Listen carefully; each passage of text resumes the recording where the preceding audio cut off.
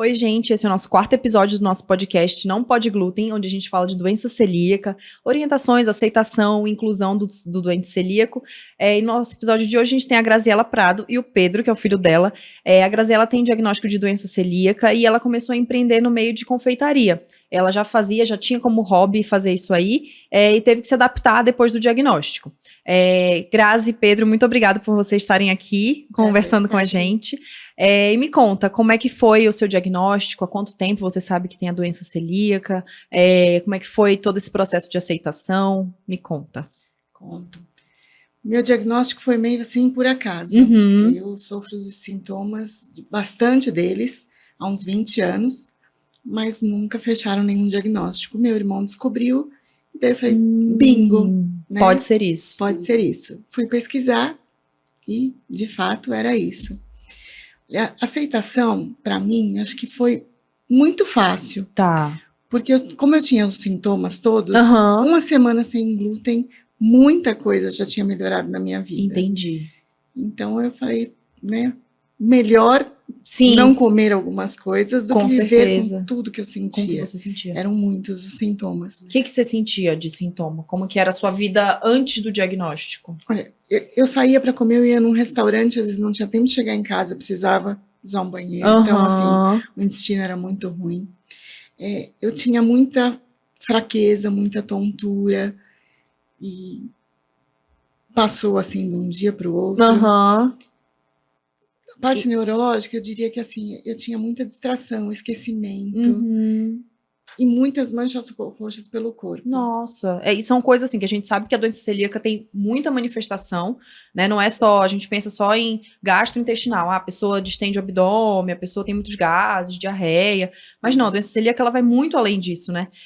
A sintomatologia é super ampla e você consegue fazer diagnóstico às vezes com coisas, a pessoa ela é assintomática da parte gastrointestinal e você faz o diagnóstico com outras coisas que ela tá manifestando. Tem coisas que eu vim descobrindo ainda depois. Sim. Eu tô com osteopenia, que deve ser daí. Com certeza. Me quebraram alguns dentes, não fazia ideia. E daí agora fecham os sintomas. Sim. Então são muitos mesmo. E tem uns que são até opostos, né? Tem desnutrição ou obesidade. Sim, coisa assim. sim. Eu era obesa, fiz bariátrica. Caramba. Talvez eu não precisasse ter feito. Exato.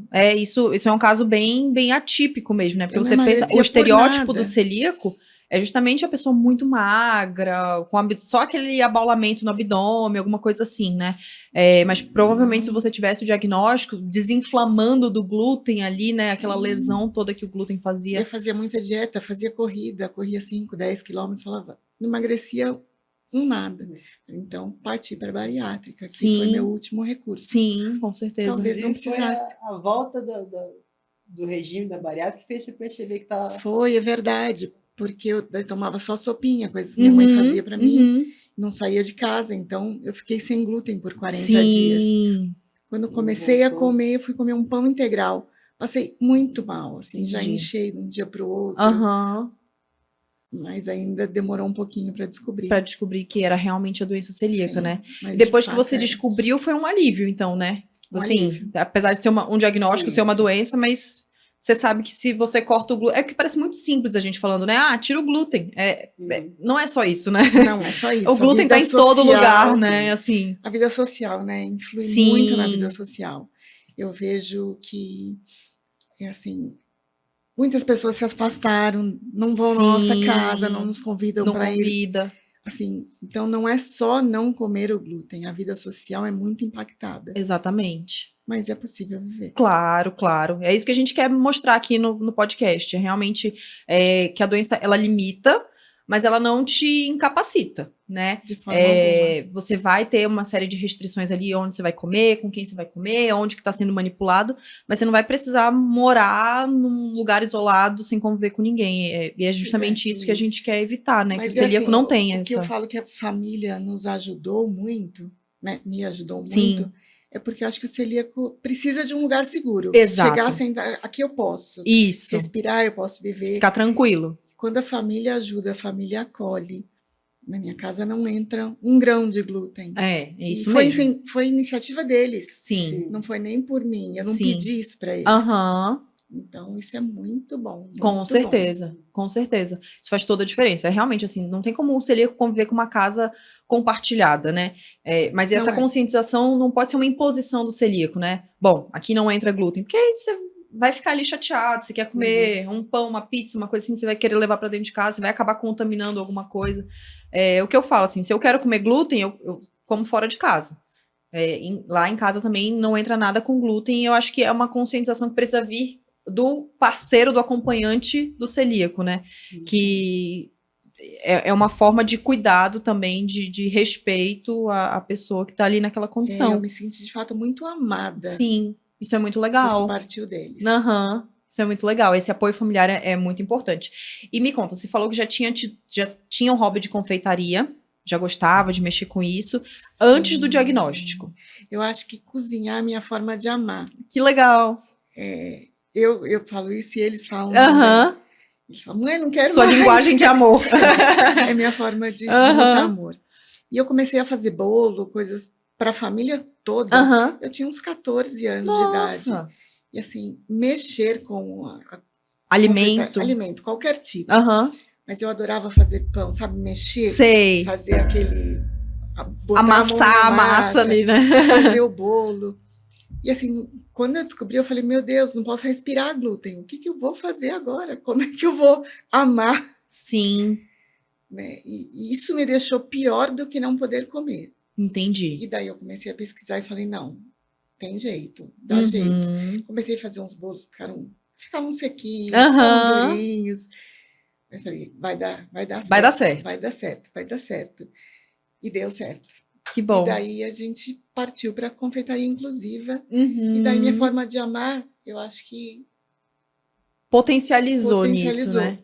Porque o que eu tento fazer? Eu tento fazer uma confeitaria inclusiva Uhum. com ingredientes um pouco mais simples, Uhum. que não tenha custo tão alto, para que outras pessoas possam comer. Fico imaginando, não tenho uma vida super confortável, mas tenho A condições gente consegue viver bem, de né? comprar um pão no mercado. Exato. Mas eu fico imaginando quem não tem essa condição. Exatamente. A gente comentou aqui do custo do produto sem glúten, do produto para quem tem uma restrição alimentar, de maneira geral, né? Não só o sem glúten. Então eu tento fazer algo que não seja tão requintado, Sim. então um bolo caseiro, a gente faz, Acessível, né? né? Que possa. Mas que seja acessível. Sim, e isso a é muito gente tem legal. conseguido. Adeptos. Os primeiros pães que a gente fez em casa foi inclusive por causa disso, porque era muito caro no mercado. Falou, não, vamos tentar fazer em casa para Sim. se dar uma equilibrada aí na sim. finança, né? Mas é exatamente isso, assim, porque você vai no mercado, um pacote de bolacha, um pacotinho de pão, é tudo muito caro, Sim. né? Assim, muito desproporcional a um produto tradicional, né? E nem todo celíaco, primeiro que nem todo mundo tem um diagnóstico, né? Assim, a população mais carente dificilmente tem um diagnóstico, às vezes sofre ali justamente de intolerância, não consegue comer e tudo isso e passa, porque o acesso à saúde já é mais difícil. E o acesso, depois que você tem um diagnóstico, o acesso aos produtos é difícil também, né? De você manter ali um padrão completamente isento de glúten. Então, é realmente uma saída muito boa. Você faz em casa, compra o material e vai adaptando e empreendendo também, né? Isso vira uma forma de... conseguindo coisas mais gostosas que a do mercado. Assim. Exato. E assim, o do mercado é ótimo, é super assim, mas é industrializado, né? Querendo ou não. Então, tem conservante, tem tudo isso aí. O de casa é de casa, né? Sim. É caseirinho. E você falou de apoio familiar, tudo isso. E você conhece outros celíacos? Seu irmão é celíaco, que você falou. Como é que é essa adaptação da macrofamília, assim? Como é que foi essa adaptação para vocês? Seu irmão também se sentiu acolhido? Também teve alguma dificuldade? Não teve? As pessoas entendem quando você fala o que é a doença celíaca? Dentro da família como um todo, vou dizer, meu irmão não se preocupa tanto quanto eu. Entendi. Então, ele vai em qualquer lugar, ele come o que tem, que não tenha glúten. Ele não come com farinha, mas ele não se preocupa com a contaminação. Na casa dele, ele é celíaco, a esposa dele tem intolerância a glúten e os filhos não têm nada. Tá. Então, os filhos comem glúten dentro de casa. Na casa dele entra glúten. Entra aí sem problema. Entendi. Até tive lá esse final de semana, eu comi junto com eles, Aham. procuro tomar cuidado, mas a casa dele não é um ambiente Seguro pro celíaco. Agora, eu digo na família como um todo, as pessoas entendem, mas não entendem o fato da contaminação cruzada. Sim, isso é o que mais eu falo, difícil, algumas né? pessoas Sim. se afastaram. Uhum. Eu costumava ter minha casa cheia. Hoje em dia não tenho mais. Entendi. Sabe? Poucas pessoas assim vão. Aham. Eu senti isso, né? O que eu falo, às vezes me dá uma certa tristeza. Sim, sim.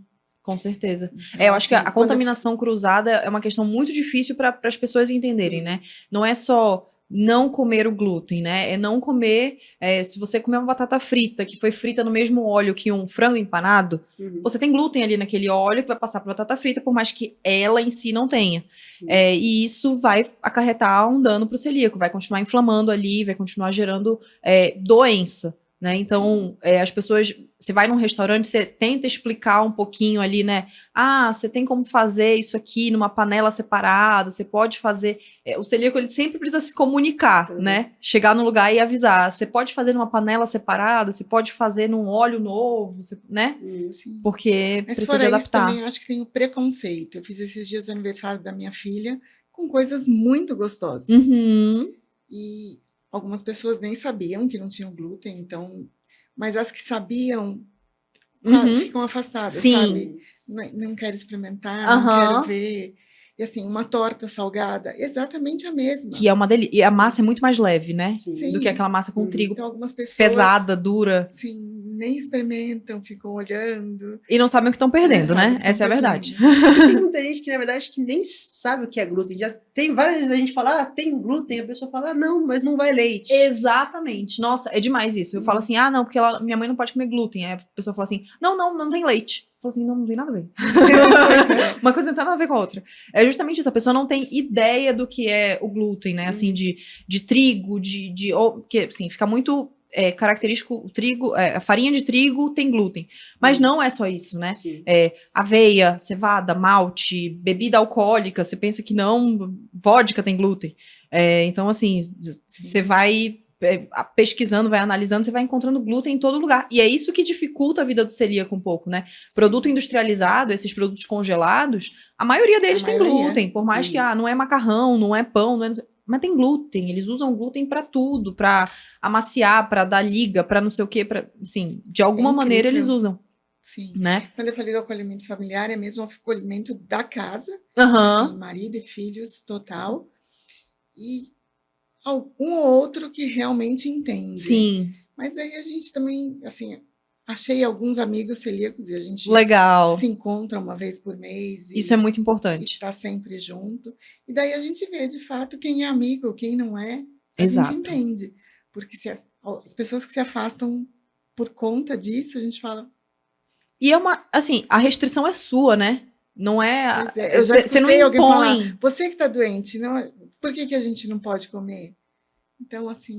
Mas é que, assim, você não impõe para os outros, né? Se você vai num restaurante, se você vai num lugar, se você pode ter o seu prato sem glúten, mesmo que você leve sua marmitinha. Sim, eu tenho minha lancheira. Se você, sabe, você vai para uma confraternização, você leva a sua comidinha ali, é só pelo social, é só pelo bem-estar de estar perto daquelas pessoas, tudo isso faz muita diferença. Faz diferença. Né? Aí a pessoa não convida, não tem nada que ela possa comer aqui, então não convida. Tipo, é a pior coisa pro celíaco, né? Ser excluído, assim, Sim, né? De repente a gente fala, não vale a pena mesmo ter essa pessoa por perto. Exato. E no fim é realmente isso, né? E me conta mais de como virou um trabalho, a sua confeitaria virou um trabalho, você trouxe um bolinho aqui para mim que eu vou já comer. E como que se transformou na sua nova motivação, assim? A gente começou a fazer em casa, né? Para o nosso dia a dia. E daí, a ideia de ter uma confeitaria, eu sempre tive. Mas nunca dá tempo, nunca tem dinheiro, Sim. Não sei. E eu trabalhando, e eu nem sabia direito, mas... Pedro e meu marido... na verdade, começou antes já a reunião de vamos montar um negócio. Tá. A gente montou o nome, decidiu o nome, fez um logo, mas daí, no meio do caminho, todo mundo arrumou um emprego que não dava para ficar em casa e parou a ideia. Assim. Aconteceu um monte de coisa. Eu tive Covid, fiquei internada. Ficou bem um ano parado. Tudo parou. Assim, a ideia. Entendi. A ideia. Eu trabalhando bem, eles dois, sem me falar nada, começaram, vamos fazer. Eu cheguei em casa um dia, amanhã a gente está fazendo bolo para vender. Eu falei, Como assim? Porque assim, eu sou meio chata, sabe? Tem que ser desse jeito, detalhista. Tem que ser... E eles foram fazendo. Enfim, começaram a fazer bolo da vovó do Viva a Vida. Daí começaram encomenda ali.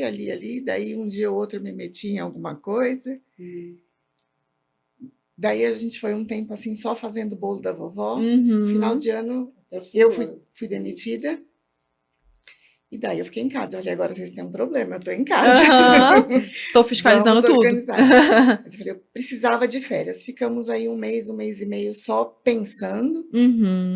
Daí a gente voltou com o bolo da vovó, com o bolo de pote, um bolo gelado. No fim do ano a gente já colocou um pouco mais de coisa, porque até então a gente já estava fazendo bolo. Que era o que a gente fazia mais pra gente em casa, e esse já estava num padrão mais bonitinho, a gente decidiu começar por aí. Chegou no fim do ano, ela já com a cabeça dela a mil, já falou, não, vamos fazer, a gente tem que fazer panetone. Tá? Falei, só bolo não serve. Exatamente. É que você tem que pegar a oportunidade, né? A gente fez panetone no final do ano, é verdade. Panetone e os biscoitos de gengibre. Ah, que legal. Ficaram bem gostosos. E daí todo mundo trabalhando junto. Sim. Eu tenho uma filha também, ela estava desempregada na época. Botamos ela para fazer coisas também. Legal. Meu marido cuida da parte financeira. E daí a gente parou e falou, vamos estruturar. Daí a gente mudou logo, foi até a ideia do meu irmão, disse que tinha um logo que não era bacana, e de fato fez diferença, né? Que legal. Daí a gente mudou o logo e começou a colocar outros produtos, divulgar, ter coisa congelada, porque até então os bolos eram só sob encomenda. Então agora a gente tem uma coisinha congelada lá. Ainda não temos espaço para fazer uma coisa muito grande. Então tá bem caseiro, mas está crescendo. Que legal. E vocês estão fazendo planos para a expansão disso aí, de novos produtos? Como é que são os planos de vocês? Sim, a gente tenta a cada mês novos produtos. Essa semana a gente já vai lançar uns docinhos. Que legal. Um sabor diferente de bolo de pote. E a gente vai tentando. Tem coisas sazonais, assim, né? Exato. A gente chegou a fazer ovo de Páscoa na Páscoa. Que legal. Vou pensar alguma coisa aí para os Dias das Mães. E daí a gente Porque é justamente essa oportunidade, né? Por exemplo, o celíaco quer comer um panetone, né? É total genial essa ideia de vocês, assim, de fazer aquilo ali sazonalmente, né? Porque para junho a gente pensa numa cesta de festa junina, doce legal, de abóbora, sim. Acho que vai ser bacana. Sim, bem legal. Já uma cesta montadinha, você tem a sua festa em casa. Sim, você já faz ali aquela organização. Exato, exatamente. Então a gente vai colocando assim aos poucos. A minha ideia é ter um café, porque eu adoro conversar, eu adoro acolher. Então, eu queria ter um café. Um espaço para receber e tudo. Sim, que legal. Então, pouco a pouco e é bom que você mata, lá. Com certeza, se Deus quiser. Você mata a vontade do celíaco, né? De comer, assim, um bolo de pote. Porque a gente vê, assim, tem bolo para vender, tem bolo pronto, fatia de bolo. Mas às vezes você quer comer, levar um bolinho pronto, assim, na bolsa, sei lá, alguma coisa assim. Você não encontra um bolo seguro com tanta facilidade. Nosso carro-chefe tem sido bolo gelado, aquele dobradinho. Sei, de coco, assim, aquele molhadinho. Tem vendido muito que legal. As pessoas falam que mata a saudade. Mas é isso, assim, o celíaco, ele tem muito essa memória afetiva com a comida, né? Porque ele para de comer, sei lá, a memória afetiva dele da infância é, sei lá, um bolo de coco gelado. Ele não pode mais comer o bolo de coco gelado, porque vai farinha ali. Então, se você consegue adaptar isso, é muito legal. Da minha mãe. Eu peguei o livro de receita dela e falei, vou adaptar. Pois ficou. Então, assim, eu lembro muito da minha mãe. Que legal. Faleceu faz pouco tempo, não tem nem um ano. E o livro de receita dela tem sido... uma salvação também, né? Porque a gente olha e fala, não, isso aqui vai virar uma receita para celíaco. A gente vai poder comer isso. Sim. E tenho conseguido. O Pedro fez uma massa de pizza aí que tá... uma delícia. Então a gente vende a massa só para rechear. Legal. Tem umas coisas bem Isso é muito bom. gostosas. E o que você espera, assim, de futuro sobre a doença celíaca? Assim? O que você acha que a gente precisa fazer mais? Que a gente precisa ampliar da doença celíaca? De divulgação, de conhecimento? O que você acha que precisa ser trabalhado no Brasil? Olha, eu acho que todo celíaco, em todo lugar que vai, tem que pedir, tem que reclamar, tem que... Chega num restaurante, não tem, por que não explicar? a gente tem que divulgar mais, a gente tem que tentar aparecer mais. Sim. Assim, não se esconder, não ter medo, casa, né? Não ter medo. Viver em sociedade, de fato. Sim. Porque muitos dos celíacos, quando descobrem, vira ali, né? Um caramujo dentro. Aí você acaba convivendo com o celíaco, você fica só ali dentro. Acho que a gente tem que conviver com todos e a gente tem que chegar em todo lugar e perguntar por que não, e explicar. Sim. E não cansar de explicar. É chato. É trabalhoso, né? Chegou uma hora que eu falei assim, gente, eu não aguento mais. Todo lugar que eu vou, tem que explicar o que, sabe? Por que você tem sua lancheira? Por que tem isso aqui? Mas não, a gente não pode cansar disso. A gente tem que pedir, sim, explicar para todo mundo que aparecer. Sim. Não sei o que é isso. Ter paciência, né? Para explicar e as pessoas entenderem. É uma coisa que eu vejo assim, a coisa da empatia. Quando eu não era celíaca, eu não olhava para isso também. Sim. Então, às vezes, a gente só reclama da pessoa. A pessoa não entende o celíaco. De fato, às vezes, ela nem sabe. Exatamente. Então, assim... Não é o dia a dia dela, virar, né? Tá lá. Como é que eles... Então, assim, eles precisam da explicação. Sim. Eles não têm obrigação de saber. Exatamente. Mas é a nossa parte. Nós temos obrigação de... Exatamente. De orientar, explicar. Orientar. Exatamente. Isso é muito importante mesmo. Porque é isso, assim, a gente não... basicamente todas as doenças, a gente só vai realmente entender ou se identificar com aquilo se você participa de um núcleo que convive com aquela doença, né? Se você não tem nenhuma restrição alimentar, você vai achar que aquilo é frescura, você vai achar que, não, come um pouco que não vai fazer mal, prova aqui um pouquinho, a contaminação não tem problema, mas à medida que você está incluído nesse meio, você sabe que aquele pouquinho tem problema, que você precisa orientar, é isso, a gente precisa disseminar conhecimento, né, explicar o que é o glúten, por que ele faz mal, de onde que ele vem, onde é que ele está escondido, como é que é o nome dele que está ali no rótulozinho que ninguém consegue entender, mas está ali escrito, tem glúten, tem alguma coisa ali que vai fazer mal para o celíaco. Sim. Isso é muito importante. E assim, e a gente também aceitar, se a pessoa não quiser entender, a gente explica, né? Não quer entender, a gente daí muda de lugar. Exato, exatamente. É só você adaptar tudo, né? Sim. Tanto a orientação, a sua vida e o meio social. Se você não é bem recebido naquele meio, se aquelas pessoas não fazem questão de te acolher com sua restrição, não vale a pena estar naquele meio. Né? E acho que cabe dos dois lados, eles aceitarem e a gente aceitar eles. Exato. Sim. Exatamente. Grazi e Pedro, foi um prazerzão ter vocês aqui. Adorei nossa conversa, viu? Que foi super tranquilo, foi um bate-papo. Muito legal. Divulga as redes sociais de vocês, como que as pessoas podem encontrar os produtos, como que elas podem fazer pedido, conta aí pra gente. Vai lá, Pedro. Nosso Instagram é vivavida.sp. Vivavida.sp. Os pedidos a gente faz tanto pela DM do Instagram mesmo, quanto tem o nosso WhatsApp lá. Geralmente a gente tem os pedidos dos produtos frescos, que é feito até o meio da semana, quarta-feira, que daí são os bolos da vovó, assim. E a gente tem a linha de produtos congelados. É legal também que agora a gente começou só com uma coisa para celíacos, mas a gente tenta ir um pouco além para outras restrições. Então a gente chama de confeitaria inclusiva, legal. Hoje não mais sem glúten. A gente tem então alguns bolos que são veganos, a própria massa de pizza que a gente faz é vegana também. Legal. E a gente tenta fazer tudo sem soja também. Sim. Assim, de base, mínimo de alérgeno, né? Todos são sem glúten e sem lactose. Tá. E precisando de outra, a gente já consegue adaptar. Já se adapta. A gente tira açúcar, tira soja. Então, a gente vai adaptando para necessidade da pessoa. Sim. Que legal. É realmente inclusiva, né? É esse que é o objetivo. A gente mudou. No começo era Viva a Vida sem glúten. Hoje é Viva a Vida confeitaria inclusiva. Legal. Que abrange muito mais gente, né? Sim. E eu digo que é inclusiva também porque é tão gostoso e tão parecido que quem não tem nenhuma restrição pode comer. Mas é isso que eu falo, assim, você falou da torta, de tudo isso. Eu posso comer glúten, enfim, mas eu prefiro comer coisas sem glúten, eu acho muito mais gostoso, muito mais leve, saudável, não vai emagrecer, não é menos calórico, nada disso. Não, pelo contrário. Mas o gosto é muito mais leve, assim, das coisas sem glúten. A gente percebe que é muito mais delicado o paladar. E as pessoas que têm preconceito com esse tipo de alimentação, que não comem, faz cara feia, não sabem o que estão perdendo. Não sabem o que estão perdendo. Assim, não é porque não tem glúten, não tem açúcar, não tem lactose, que é ruim. Muito pelo contrário. A gente vê vários produtos aí que são uma delícia. E que eu tenho feito a seguinte política. Eu não conto que não tem glúten, que não tem...